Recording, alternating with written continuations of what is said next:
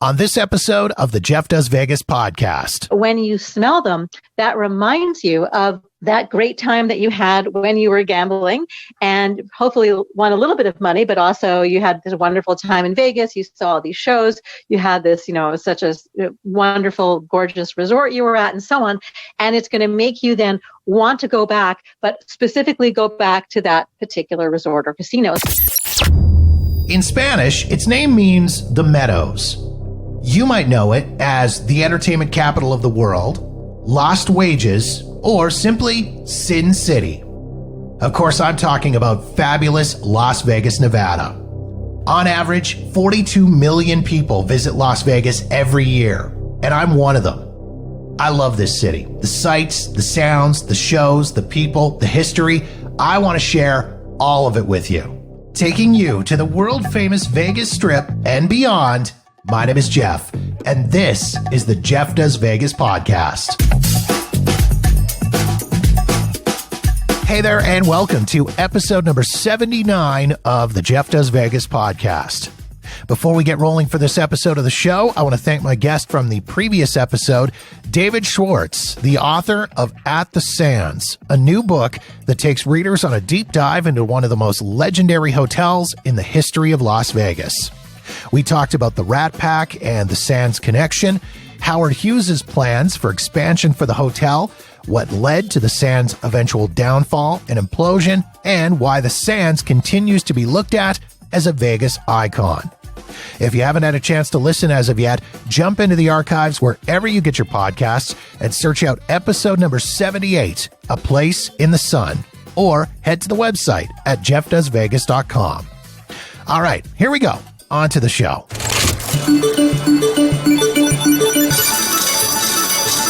If you've ever been to Las Vegas, you're well aware of the unique scents of the various casinos and hotels up and down the Strip. In fact, if you ask people what one of their favorite parts of going to Vegas is, they'll often tell you it's the smell inside the casinos. And it seems everyone has their preferred casino scent. So much so that there are literally thousands of posts online from people asking how to either purchase or replicate their favorite casino scent. But what's the big deal about smell? Why is the scent of a casino so important that the companies that own them spend literally millions of dollars on the development and distribution of these so-called signature scents? To get the answer to a question like this, I decided to consult an expert. My guest for this episode of the podcast is Dr. Rachel Herz, a world-renowned expert on the psychological science of smell. Dr. Herz is a cognitive neuroscientist, she's a TEDx speaker, and she's a published author of both numerous research publications and several books on the topic of the science of smell. In addition, Dr. Herz has worked as a consultant for multiple international corporations in the development of fragrances and flavors, including Aromasys, the company that was the first to install scent vaporizer systems in the Mirage back in 1991. Dr. Herz and I discussed what got her interested in the psychology of scent, how the sense of smell works, the connection between scent and emotion and memory, and how businesses and corporations can use scent to affect customer behavior. Please enjoy my conversation with Dr. Rachel Herz.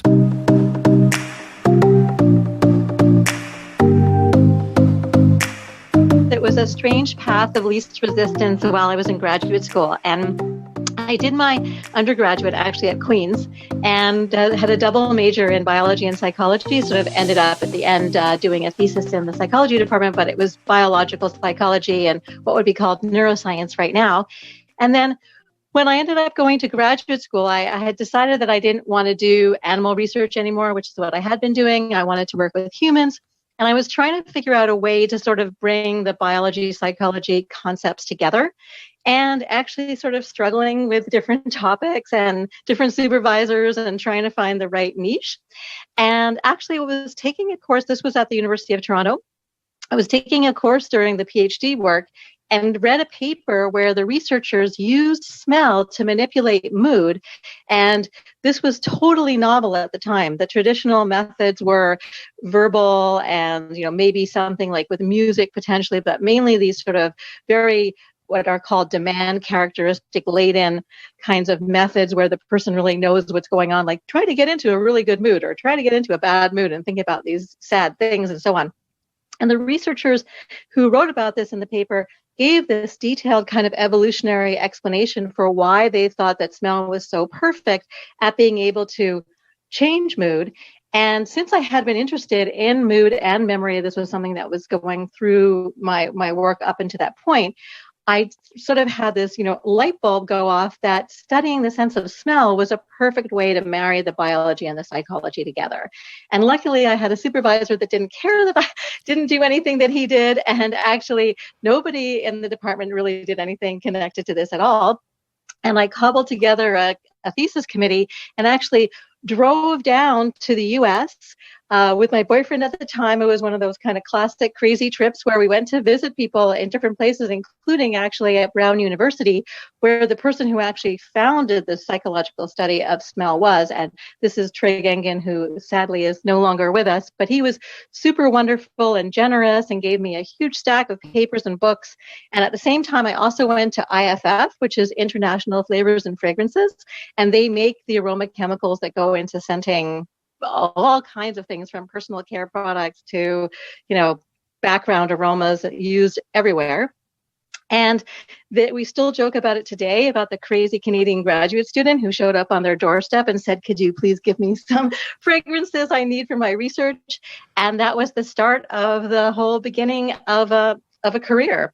And I mean, we can get into this a little bit more in depth later on as we talk about the connection between emotion and memory and scent. But was there a personal reason for you to choose this as a specialty? Well, there was sort of one more pedantic and one, I guess, more personal. The more pedantic one was, while I was studying for the GREs to get into graduate school, one of the questions on the exam was, what sense is most connected to memory? And the answer was the sense of smell. And I asked my supervisor who I was working with at Queen's why that was, and he didn't have an answer for me. It was like, well, it just is. And that always really bothered me because I felt like, well, there must be a reason why. And first of all, is this also true, and so on. So that kind of stuck in my craw. But I guess also more personally, I've always been a very sort of in quotations, sensory or sensual person, in the sense that I love, smelling things, touching things. When I was a kid, my mother was always like slapping my hand, stop squeezing the bread, stuff like that. And so I've sort of, the idea of studying the senses was definitely kind of there from a personal perspective. And maybe also something from a personal perspective was, we moved a lot when I was a kid. And one of the things that stood out for me as one of the strange things that it was part of my experiences, although I didn't know it was strange at the time, was that I actually really liked the smell of skunk. And that's because the first time I ever smelled it, we were in the countryside, we were driving along a beautiful bucolic day, and I didn't know what it was. I smelled something, and my mom from the front seat says, oh, I love that smell. And it turned out it was a smell of skunk. So I love my mother. This is like one of the ways that emotional associations to scent are formed. So in any case, that's why I have such a positive association. And when I had first moved to Montreal, when I was about 7, I made the grave mistake of saying, I like the smell of skunk. And, children at that age are extremely mean and cruel. And I was severely ridiculed, on top of being the weird new kid. And so that was something that I always felt like, was my shame. And then later on in life, I met other people that liked the smell of skunk too. So it was kind of like this thing about, okay, I'm a weirdo, smelly person. So now I have some connections with other people. So I'm going to go for it. It's interesting that you bring up the idea of a positive association with what could be a negative smell. I kind of have a similar experience or a similar situation with a bunch of books that I inherited from my grandfather when he passed away. I open up those books and I take a big whiff, and for me, that smell is takes me right back to my childhood and the time I spent with them as a kid and at their house and on vacation. Whereas my wife, to her, it just smells like a musty basement. And in her mind, it's like, you got to air out these books. Yeah. Well, you're hitting on a really important point, which is the connection between how our associations get formed with smell and our personal connections and our childhood associations being especially potent.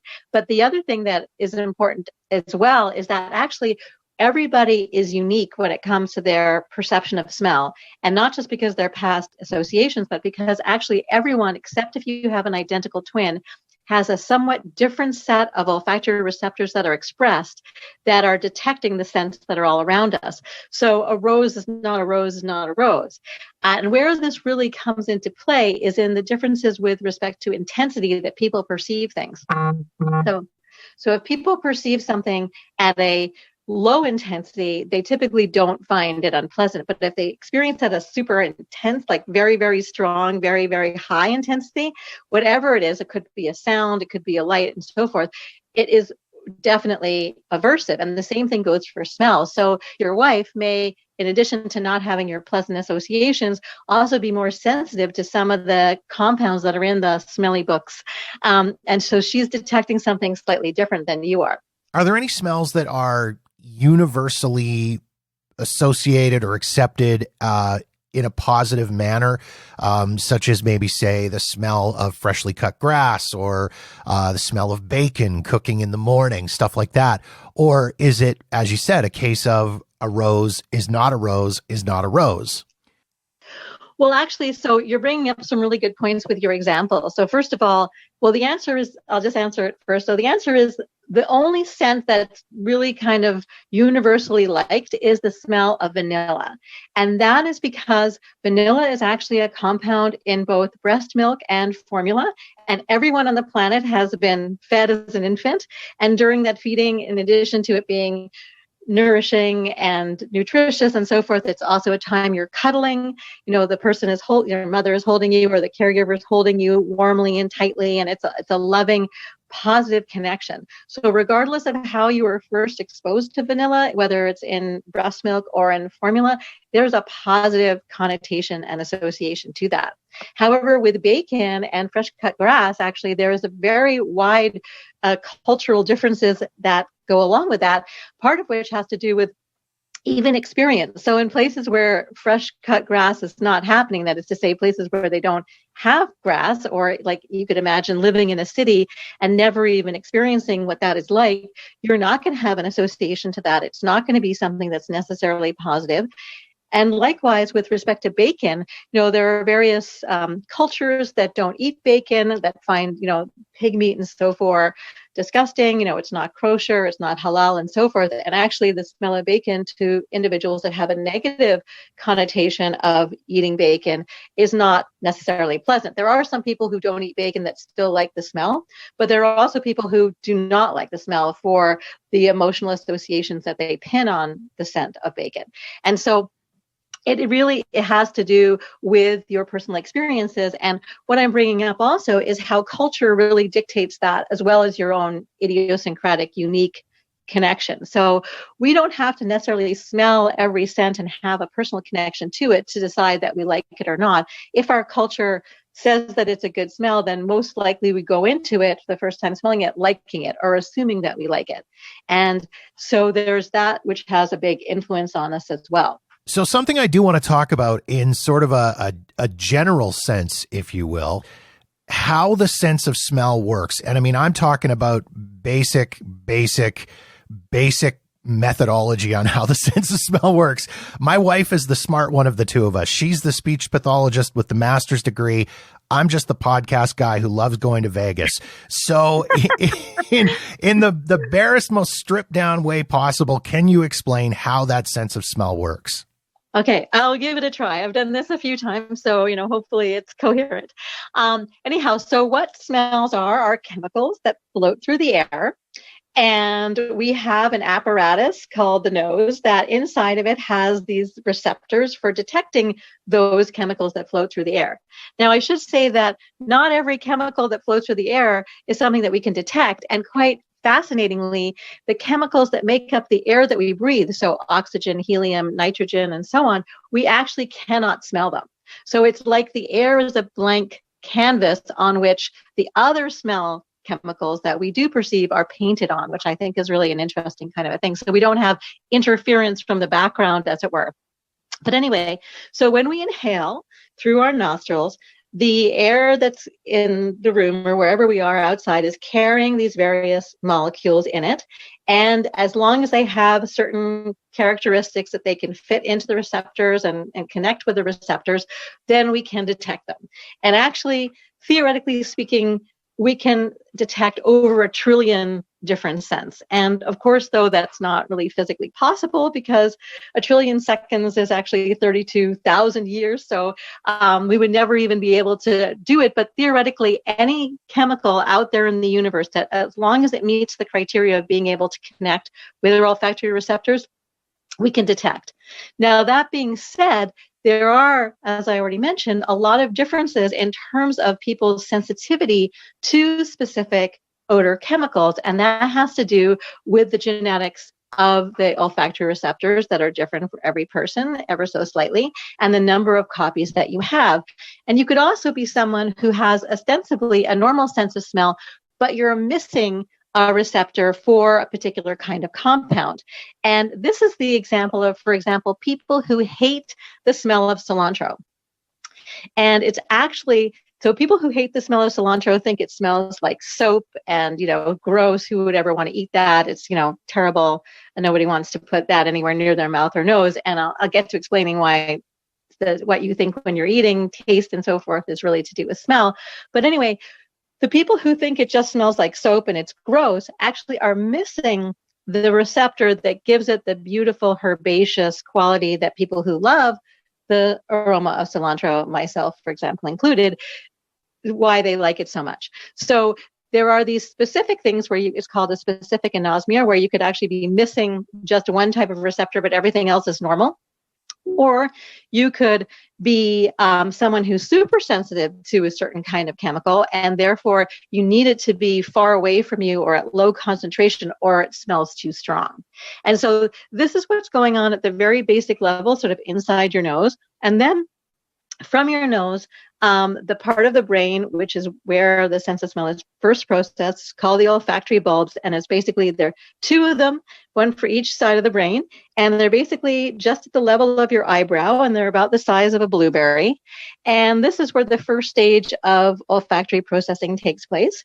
And then right after that, which is what gives our sense of smell such a unique and privileged and special connection to emotion and memory, is that the next place that information from the olfactory bulb goes is right to the limbic system, and specifically the amygdala and the hippocampus. And that's where both emotion, emotional memory, and associations take place. And none of our other sensory systems have this direct access to those brain areas. And that's why associations to smells are so immediately formed, and why after they're formed, we have this instantaneous kind of emotional response to them, often without being able to put any words on it. And often, at least with respect to the development of the experience, there's no words at first. Sometimes we can get words, and sometimes we get a memory that comes back with it, but we can actually kind of exist with smells in pure scentscape, as it were. And this is also completely different from our other senses, where we're analyzing and we're cognitively recognizing, like, oh, that's a leaf, that's a tree, that's whatever, where we sometimes can't do that with our sense of smell. And in a way, it's the purest sense in that regard. It's interesting that you mention about how those instantaneous associations are formed. I mean, in my head right now, I'm thinking of all the things, and maybe not necessarily on a pleasant level, but more on the not so pleasant level. I'm thinking about all the things that have those instantaneous emotional reactions. I mean, in my head, I think of, for example, the smell of sour milk or the smell of cat pee, and instantly it's like I can smell it without any of those things actually being here. Well, that's actually pretty remarkable. And I do have to say that this concept of odor imagery, what you're talking about, so in the absence of the sour milk or the cat pee, that you can kind of conjure in your mind's nose that smell, is something that a lot of people, myself included, would argue is you're not really doing. However, I mean, you're getting like kind of all the associated qualities of it, but not really the smell per se. However, certain people, and especially people that have had a lot of training in smell, like perfumers and so on, and maybe you, I mean, the individual differences with respect to this and people's personal lives, as a function of their extreme sort of training with smell, it does seem that those people may be able to form odor images. So that is to say, you can really smell in your mind's nose the sour milk, let's say, or if you're a perfumer or something better than that. But that seems to be something that other people, generally speaking, or the average person can't really do. They can get this sort of all the feelings about it and go, oh, I know that's disgusting. And they can visualize the sour milk and everything like that. But they don't really have the same smell in the sensory sense as they would if they were literally sticking their nose into the sour milk. Does that make sense to you? Do you truly feel like you can really smell it? You know what? Now that you put it that way, I think maybe I'm not actually smelling it per se, but I'm more reliving the reaction to that particular unpleasant scent. Does that make more sense? Yeah, absolutely. And that's totally the case. I mean, often without having to, so we can sort of think about smell and have remembered associations because smell is so visceral. So we can really feel like, things that we don't like, especially, are easier to do. Because just from a biological perspective, we're more attuned to the bad things, and especially something that's maybe made us sick in the past. That's something that we want to make sure we stay away from. But the actual conjuring in your mind's nose sensation is very rare. And when it does happen, it seems to be connected to things that are neurologically not so good. So for instance, sometimes people before they get a migraine will have an aura where they can smell something. And that's usually not such a good thing because, from the point of view of there's neurological things going on when you're getting a migraine. Likewise, prior to epilepsy seizures, some people get these sort of smell hallucinations. So it's not like your brain can't do it, but that when it does do it, it's typically something that's not sort of normal from the sort of general perspective. That being said, like I mentioned before, people who are really trained, who do this all day long, smelling different things and learning the smells of different things, seem to maybe have an ability that the average person doesn't, in that being able to volitionally create that sensation just by thinking about it. Is the sense of smell something that people maybe take for granted? I mean, everybody puts so much focus on their hearing or their sight, but I know from a personal side of things, I went through an experience where following a severe sinus infection, I actually completely lost my sense of smell and taste for a period of time. It eventually came back following a period of distorted sense of smell and taste, which was not a lot of fun. But after several years of dealing with that and finally getting back to a level of normality, I have found that I will never take my sense of smell for granted again. Okay, so I love that you told that story. I'm sad that it happened to you, but very glad that you recovered. And first of all, yes, absolutely, people take their sense of smell for granted. And it was actually what motivated me to write my first popular science book called The Scent of Desire, was the fact that I was an expert witness. The first time I'd ever done it, being an expert witness for a case involving the sense of smell, where this woman had lost her sense of smell in a car accident. And actually, the car accident had been pretty severe, but she was all put back together by the time I came in contact with her, except for her sense of smell was, in her case, permanently lost. And everything about her life had fallen apart and was unraveling in all kinds of really bad ways. And so my role in this particular case was to convince the insurance company that losing her sense of smell was actually something severe and not something trivial, which unfortunately is the presumption of both insurance companies and medical organizations. So for example, with respect to the insurance company program, this is based on what's known as the American Medical Association's value of life's worth on losing various, body parts and functions and so forth. And just to give you an example, the sense of sight is valued at 85% of your life's worth, in terms of if you were going to file a lawsuit because you became blind and you were calculating, let's say, how much lost income you would have because you couldn't do your previous job, then the insurance company would be, since they're using those metrics, obligated to, let's say, or if they're following that, say, okay, well, 85% of what you would have made, that would be the insurance claim.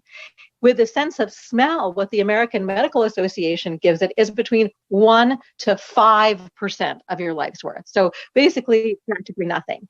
And yet that is so untrue. And I've been involved in a number of cases like this since then, demonstrating how actually every aspect of one's life, from social, sexual, personal, cognitive, sense of self, quality of life, health and safety, absolutely everything is really detrimentally impacted, and unfortunately gets worse over time rather than stabilizing or getting better. Now, the other thing I want to say about your example of your upper respiratory tract infection has to do with COVID-19, which I don't know if you know, but there's actually loss of smell is a very important symptom with respect to this diagnostically. And I've been involved in a study recently where we found that loss of smell actually preceded a positive diagnosis of COVID-19 by 2 days. But in addition to that, there are many people recover their sense of smell after the infection clears up. But there are other people who've had persistent smell loss, and other people, again, who have this distorted sense of smell, like you're mentioning. They get their sense of smell back, but it's not good. Things don't smell good, and not like they used to. Now, the encouraging news is that if we assume that COVID is like other upper respiratory tract infections, where there typically is over a period of time recovery of the sense of smell, then the good news is that people will get their sense of smell back. But given that COVID is sort of so new, and as in your case, it can sometimes take years, there are a lot of people that are very disturbed and upset right now about this loss of smell. And even during the illness itself, I've been contacted by people who've had COVID pretty badly, like obviously not to the point where they're, really, really, really sick and so forth, but who had, all the other symptoms pretty badly, and said that their loss of sense of smell was actually the worst experience of the whole illness. So it is one of those things that as soon as you lose it, you realize how actually extremely important it was. And this woman that I was the expert witness for in this first case was really beside herself, because she said, she had always taken her sense of smell for granted and had no idea how much it was involved in everything, and really, really lamented the fact that she had always ignored it and never appreciated it before. So actually, my motivation in writing that first book was to get people to appreciate and realize how wonderful their sense of smell is, and to take the time to stop to smell the roses. So, if I can give anything as a bottom line, use your nose while you can, because we all get older and we tend to decrease our sensitivity by just aging, like we do with our other senses. Yeah, I mean, I can honestly say it was one of the most difficult times of my life to go through that. I mean, I'm a person who loves to wake up to the smell of coffee. That was my thing for so long. And while I was going through the distorted sense of smell, I could barely drive past a Starbucks or a Tim Hortons or whatever equivalent coffee shop in the US without wanting to vomit. It was that bad for me. And the other weird thing about it was, it was worse when it was a dispersed smell, if that makes sense. Like, I could stick my nose right into a cup of coffee and take a big whiff and no problem. But if I was far away and it was up in the air, it was absolutely horrific. Well, that's actually really interesting. And, I don't know that much about the sort of clinical experience that you're reporting. in terms of, is it more the case that when people have these distortions, that it's when it's diluted in a lot of airspace, for example, compared to when you're just like really embedded in it? So that's actually something which I would love to look into more now that you've mentioned this, if there is any data kind of about the fact that it's maybe the contamination with other smell molecules that are out there that then wash out, let's say, the coffee aroma, and maybe there is like some tiny bit of onion smell in the background, let's just say, and you're just picking that up instead, or somehow the interaction of different smell compounds in the air causes this to happen. So that's something I'm going to have to look into after this is over. I'm going to ask some people that I know about this. Look at me, a weird medical freak of nature. Well, maybe not. I mean, maybe this is what people normally experience. I mean, that's what I'd like to look into, because I think that would be in and of itself really interesting. Like if you were just exposed to the one scent, then that might be okay. But if it's diluted with a lot of other scents, maybe that's where the problem comes in. I mean, that could help people in terms of trying to resolve this distortion, which is called parosmia in technical medical terms. That could help them in terms of maybe recovering from this. If we know that if you just, let's say, for example, stick your nose in coffee a whole bunch of times, maybe that would help you get that real coffee aroma back, even when you're 100 feet from the Starbucks. I look forward to hearing about that research, because again, that's something that it affected me in such a huge way. Like I can see where the person that you were working with is coming from on this, because for me, I slipped into, I don't want to say a deep depression, but again, as a fat kid who loved to eat and loved to drink coffee, thank God one of the only things that didn't smell or taste bad was beer. That was fantastic. I was so happy about that. I thought if beer and barbecued steak goes bad for me, that's it. I'm done. Oh, well, very good. So, well, good. I'm glad to hear that. But yeah, I mean, actually, this person, first person I worked with, and this is the case for everyone I've worked with, a deep depression is exactly what sets in. And not just because it's like lamenting the loss, but actually because of the neurobiology between smell and emotion processing in the brain. When one side of that equation starts to misfire, as it were, malfunction, the other side is negatively impacted. And something that's really interesting, so not only does the loss of sense of smell actually create depression that actually unfortunately continues to worsen over time, but when people who have major depression are in a major depressive episode, their sense of smell becomes much weaker. And so there really is this very fascinating bidirectional relationship between our sense of smell and our emotional health. Interesting. Very, very interesting. Rachel, I brought you on here today because I wanted to talk to you about the scent in Las Vegas. And I'm not talking about the smell of desperation and lost money and stale nicotine hanging in the air of the casinos. Everybody who's been to Vegas knows that all of these casinos and hotels and resorts, they all have a very distinct smell. And as anybody who's a bit of a Vegas insider knows, nothing in Vegas happens by accident. This is all on purpose.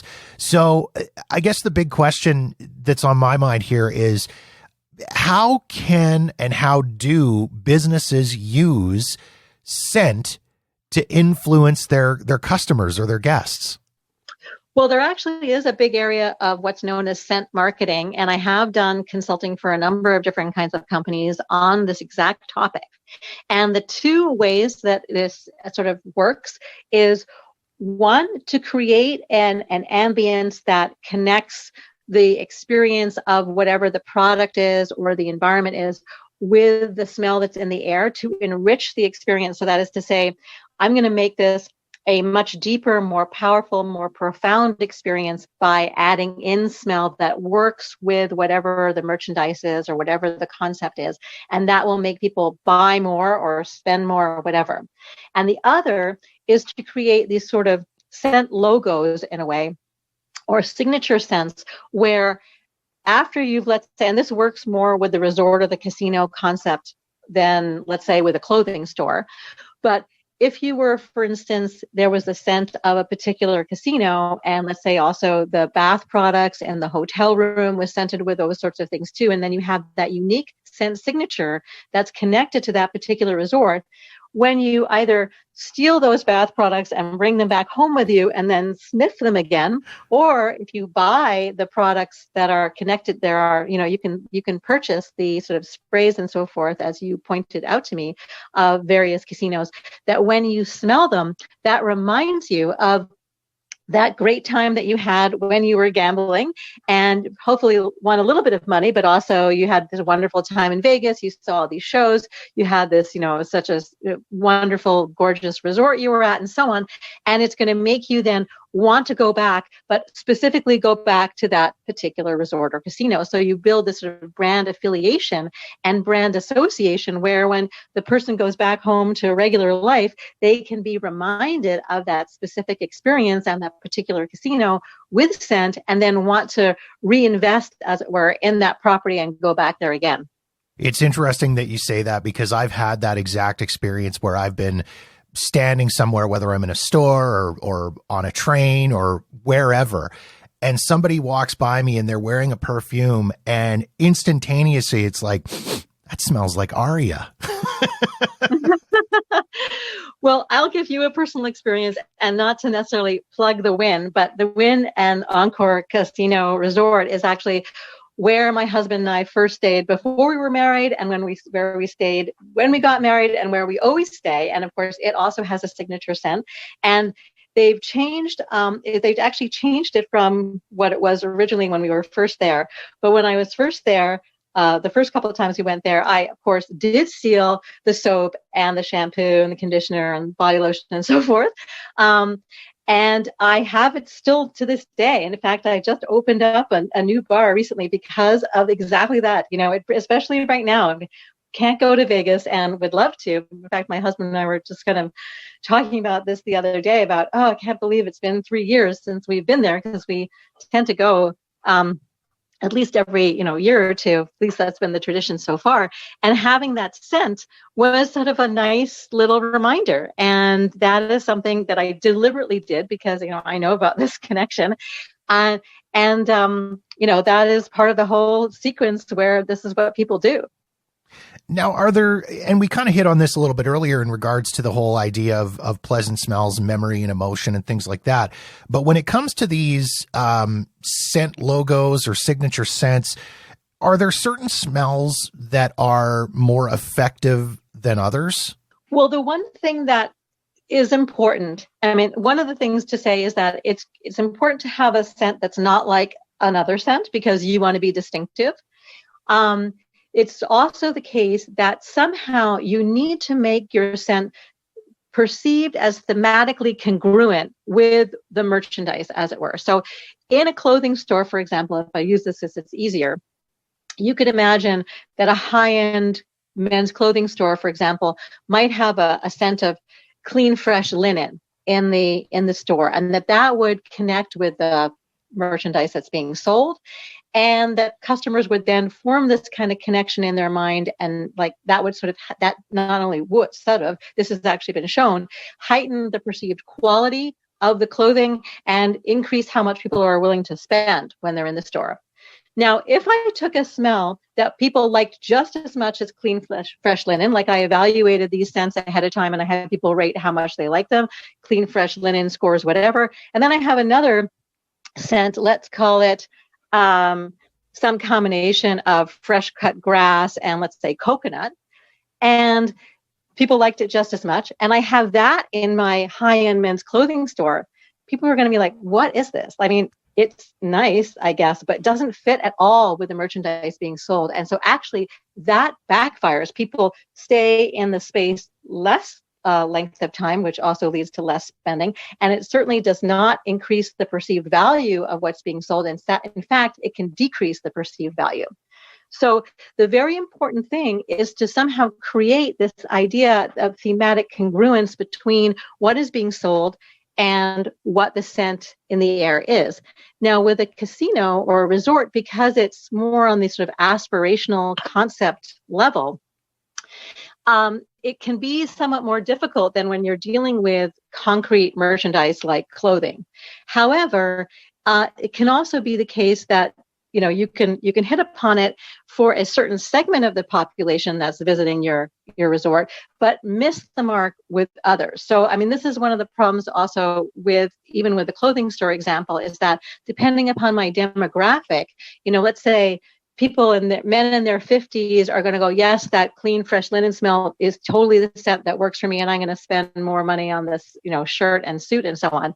But maybe someone who's 20 who walks in there is like, no, for me, the clean fresh linen is not working. The scent that I associate with crisp quality clothing is, let's say, a citrus smell, because that's the scent of, let's say, the laundry detergent that I connect with high class clothing. So one of the problems that places who use scent marketing have is trying to figure out what the right smell is for the concept, and also hitting the mark with their key demographic.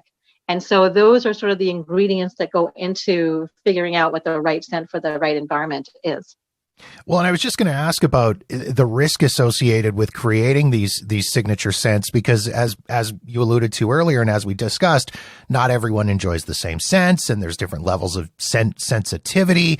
I mean, the risk could be that you put this scent in the air, and as you say, you could drive people out, even if those people are in your key demographic. To that degree, you could almost say it's better to not have a signature scent. I agree. And that's actually can be a real problem. And, one of the things also that I would say, just as a kind of a cautionary note, I mean, everything in Vegas is extreme, big, bold, loud, huge colors, huge, everything. And one of the issues that I would say is a caution to resorts and casinos using this is to not have their smell too strong. I mean, the problem is it does have to mask the smell of, disappointment and body odor and maybe stale cigarette smoke, not in casinos most of the time these days, but nevertheless, it has to cover up some negative odors and maybe also compete with the aromas coming from restaurants or the food court and so on. But at the same time, if it's too strong, and especially in terms of the first impression, let's say when people are first walking into the lobby area of a resort, if they're blasted too much with scent, then that sort of intensity could actually be negative, even if at a lower intensity they might like it. And this is not even taking into consideration the fact that certain individuals are going to be particularly sensitive to aspects of the bouquet, and others are going to be less so. So less is actually more, although you have to sort of walk a fine line if you're trying to cover up, other scents that you don't want people to smell. It's funny that you say that, because I always found there's two resorts and casinos in Vegas that always kind of struck me with that. One was the Cromwell, and the second one was Caesar's Palace. And my wife, who's not particularly scent sensitive, other than to my grandfather's musty old books, we would always comment when we would walk into Caesar's Palace. I always said it felt like you were being slapped in the nostrils. Yeah, so that's a good example. And I don't know to the extent that so did your wife have the same impression, or did she not? To a slightly less degree, but for me, it was always just like, as soon as you walked through that door, bam, there was the Caesar smell. And is that a good thing or a bad thing? Well, it's a weird balance of that, because you were kind of ready for it, and it didn't really affect you in a super negative way, because you're like, hey, I'm in Vegas, I'm at Caesar's Palace. But at the same time, it was like, oh, they need to dial this down at just a couple of notches. Yeah. So I think you're actually hitting on two really good and important marks there. One of them is that, when you're in Vegas, you're generally in a good mood. You're ready for a good time. You're there because it's a holiday vacation. You're going to have fun. You're going to party, whatever the case is. So your emotional state that you're connecting with the scent that's there is really good. And so the scent is going to become good because of the emotional state you're in. And yet at the same time, exactly what you're saying, that is something, if it's too strong, is just a little unpleasant because it's too strong. And so I do think that sort of the dialing it down is an important thing to do. And one thing, unfortunately, that a lot of companies do, when I speak to them, I always say, you need to actually do a little bit of testing. You can't just go, okay, I think this is a good idea, let's go for it. So you need to actually assess, does the, on average, people walking through that door, do they feel like you? Do they feel like, turn it down? In which case they should turn it down. So that's something to consider. I mean, one of the other things is that in terms of adaptation, I mean, we all, unfortunately, or fortunately, depending on what the situation is, lose our ability to detect an odor after we've spent any amount of time sort of with it. So you walk into Caesar's Palace and you're like, bam, there's that scent, really intense.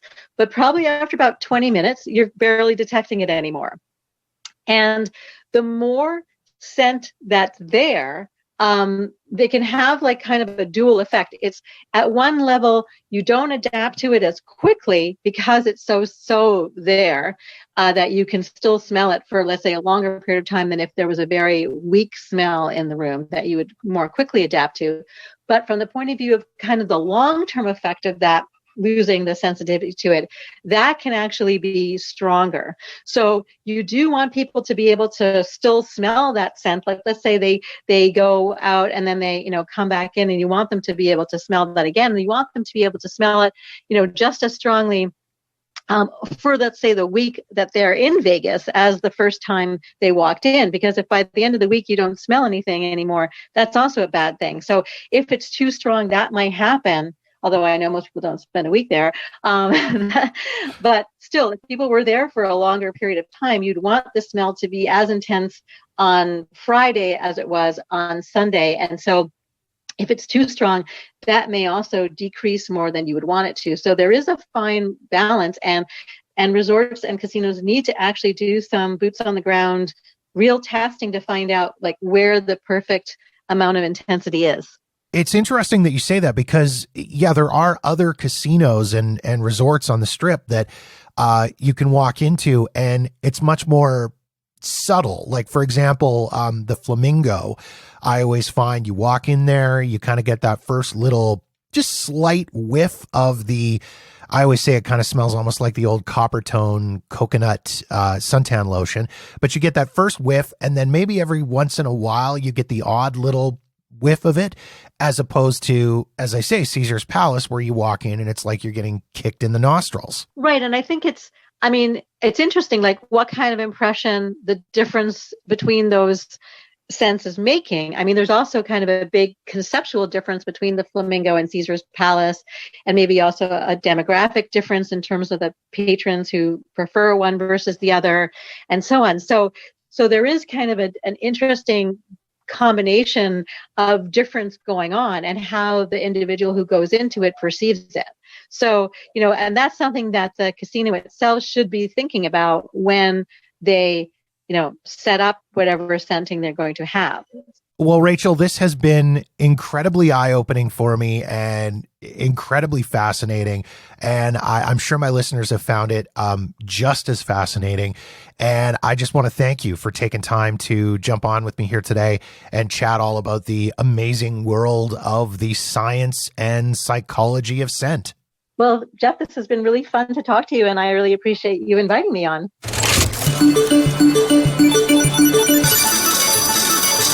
If you want to learn more about the science and psychology of smell and scent, visit Dr. Herz's website at rachelherz.com and follow her on Twitter at Rachel_Herz.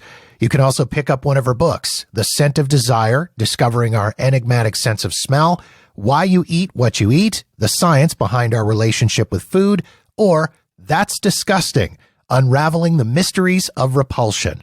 You can find those via your favorite bookseller. And of course, I'll have all these links and more in the show notes at jeffdoesvegas.com.